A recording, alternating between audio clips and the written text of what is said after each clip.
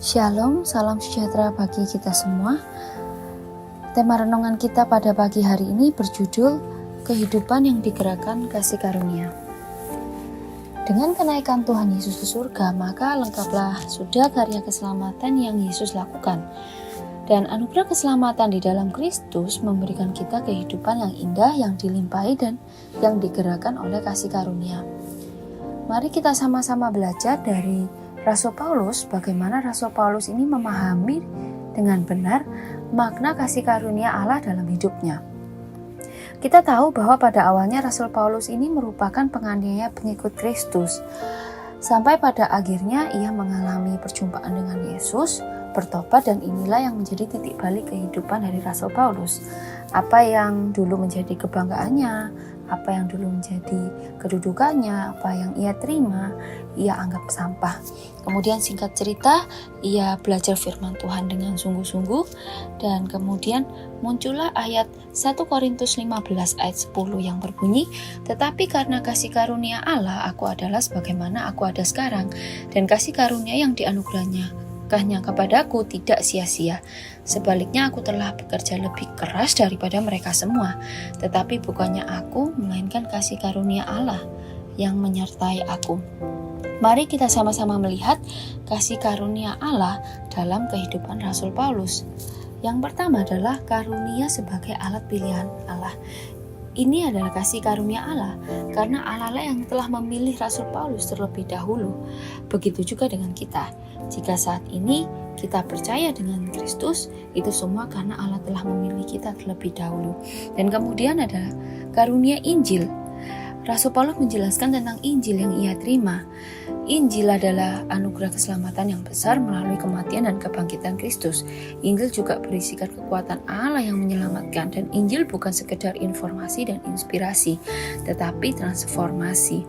Dan jika kita bisa mendengarkan Injil saat ini dan percaya dengan Injil, itu semua karena pilihan Allah. Dan kita harus menerima Injil secara pribadi. Kemudian ada karunia pembenaran. Di saat itu Rasul Paulus dibenarkan oleh Allah, bukan karena kehidupannya. Begitu juga dengan kita. Ketika kita menerima Yesus, kita dibenarkan oleh Allah, namun kita tidak bisa otomatis sempurna bebas dari dosa. Kemudian ada karunia pengudusan.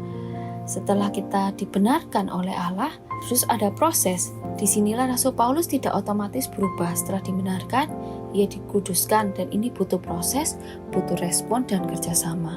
Dan kemudian pada akhirnya ada karunia pemuliaan, di mana dalam 2 Timotius 4 ayat 8 di situ tertulis, "Sekarang telah tersedia bagiku mahkota kebenaran yang akan dikaruniakan kepadaku oleh Tuhan, Hakim yang adil pada harinya, tetapi bukan hanya kepadaku, melainkan juga kepada semua orang yang merindukan kedatangannya."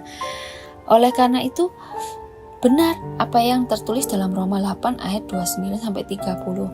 Di situ Allah sudah menganugerahkan satu paket keselamatan yang besar kepada kita.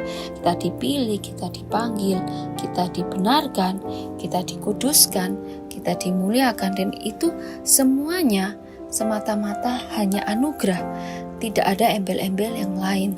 Dan kita juga harus menerimanya hanya karena iman, bukan iman dengan plus-plus yang lain-lain.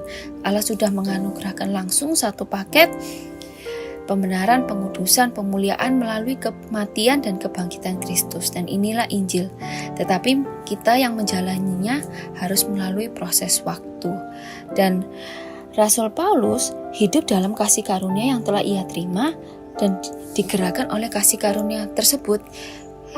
Rasul Paulus tidak menyia-nyiakan kasih karunia yang ia sudah terima. Malah Rasul Paulus bekerja lebih keras daripada mereka semua, daripada murid-murid yang lain. Ia tidak menyia-nyiakan kasih karunia.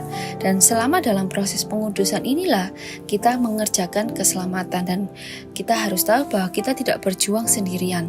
Semua orang percaya yang telah menerima Yesus, yang telah dibenarkan, pasti mengerjakan keselamatan.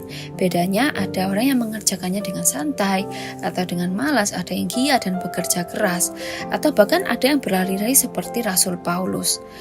Semuanya ada pahala yang sudah telah Tuhan Yesus sediakan masing-masing. Dan Rasul Paulus juga mengatakan bahwa setelah ia menerima itu semua, ia bekerja lebih keras. Tetapi bukan Rasul Paulus, tetapi melainkan kasih karunia Allah yang telah menyertai Rasul Paulus. Rasul Paulus memandang bahwa seluruh kehidupannya, apa yang bisa dia lakukan, semata-mata karena dan oleh kasih karunia. Dan endingnya adalah dalam 2 Timotius 4 ayat 7. Aku telah mengakhiri pertandingan yang baik, aku telah mencapai garis akhir. Jadi saudara-saudara yang dikasihi Tuhan, Allah bekerja tidak hanya sampai orang percaya dan menerima Dia sebagai Tuhan dan Juru Selamat, tetapi Tuhan Yesus mengintervensi dan bekerja di seluruh aspek kehidupan kita dengan melimpahkan kasih karunia-Nya. Pilihan ada pada kita sekarang. Apakah kita tetap mau hidup di bawah dosa? Apakah kita mau hidup dengan kekuatan sendiri sehingga kita letih, lesu, berbeban berat? Atau kita mau menerima Yesus dengan sungguh-sungguh, menghidupi Injilnya, hidup di bawah anugerah atau kasih karunia, sehingga kita bisa berbuah-buah? Pilihan ada di tangan kita sendiri. Mari saudara-saudara, kita sama-sama belajar dari Rasul Paulus, bagaimana ia sungguh-sungguh memaknai kasih karunia yang telah ia terima dalam hidupnya, sehingga hidupnya bisa berbuah, bisa bermanfaat bagi banyak orang. Amin.